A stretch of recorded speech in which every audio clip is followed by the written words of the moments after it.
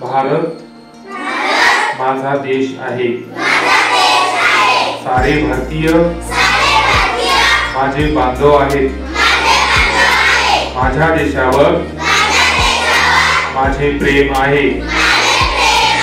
माझ्या देशातल्या समृद्ध आणि विविधतेने नटलेल्या परंपरांचा मला अभिमान आहे। त्या परंपरांचा पाईक होण्याची पात्रता माझ्या अंगी आली, म्हणून मी सदैव प्रयत्न करीन। मी माझ्या पालकांचा, गुरुजनांचा आणि वडीलधाऱ्या माणसांचा मान ठेवीन आणि प्रत्येकाशी सौजन्याने वागेन।